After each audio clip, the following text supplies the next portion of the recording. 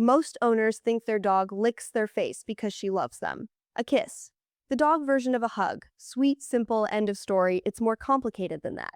And some of it is warmer than you think, and some of it will surprise you, but none of it is simple. Once you understand what your dog is actually doing when she puts her tongue on your face, the gesture stops being cute background noise and starts being something you can actually read. You know the moment.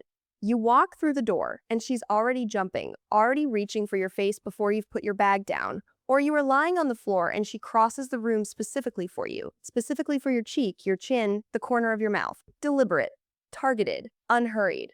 You've been calling it affection. By the end of this, you'll know what it actually is, all of it, and why she aims for your face specifically and not just anywhere on your body. A lick is not one thing. That's the first piece most owners never hear. The same gesture, tongue to face, can be a greeting, a question, a request, a stress response, or something that has no clean human translation at all. Your dog is not doing the same thing every time she licks your face. She is doing several different things that look identical from the outside. Learning to tell them apart is learning to hear a language that has no volume, only direction. What makes face licking distinct from other licking? Why the face specifically? That begins with where the behavior comes from, and it goes back further than most people expect. Wolf cubs lick the mouths of returning adults to trigger regurgitation of food. That is the evolutionary route, not romantic, not symbolic. Practical, specific, aimed at the face because the face is where the information lives, where the scent is strongest, where the return of a familiar adult is confirmed, where a request gets answered. Dogs are not wolves, but they carry that ancient mouth-directed gesture forward, rewired for a completely different relationship.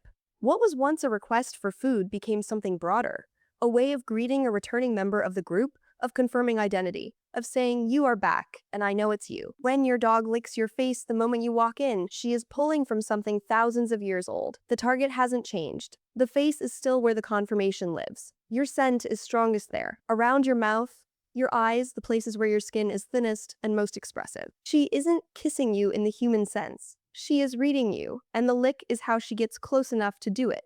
What she does with what she reads, that's where it gets specific to you, and most owners get this part wrong. Watch the licking and you'll notice it isn't consistent. It changes depending on what you brought home with you. When you return after a normal day, relaxed, familiar smelling, unrushed, the licking is brief, confirming.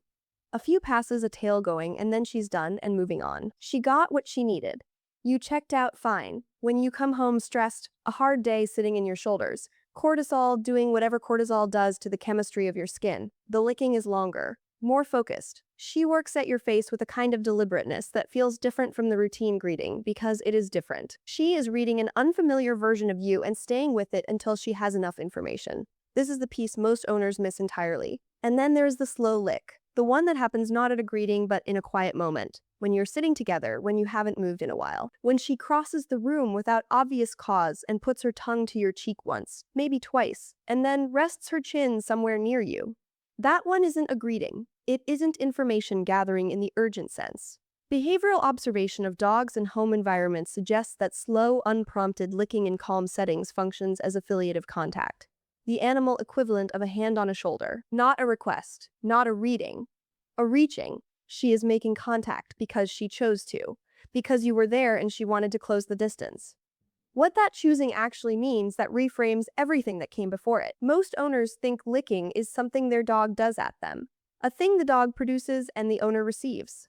The dog is the one giving, the owner as the one being given to.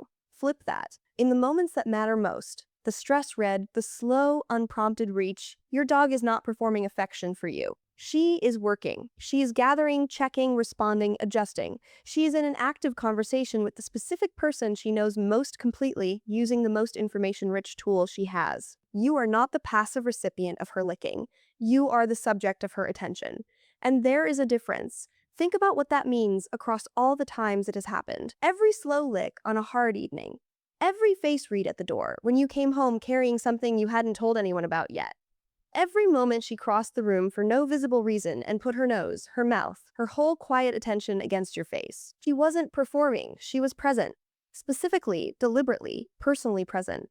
in the way that only comes from knowing someone well enough to notice when something is off before they've moved a muscle. If you've ever felt in the middle of one of those moments that she knew that she was responding to something real inside you that you hadn't named out loud, you weren't projecting. You were just finally catching up to what she'd already read. Your dog has been having a conversation with you every time she licks your face. Not a simple one, not a cute one, a real one, conducted in scent and pressure and the specific, unhurried attention of an animal that has made you the most important thing in her world to understand. The next time she crosses the room and reaches for your face, let her. She isn't just saying hello, she's checking on the one person she has spent every day learning to read. And she wants to know you are okay. When does your dog lick your face most? When you get home? Or in the quiet moments when nothing's happening? Tell me in the comments. If this is the kind of thing you want to keep learning, what your dog is doing when you think she's just being a dog. Subscribing means you won't miss what's next.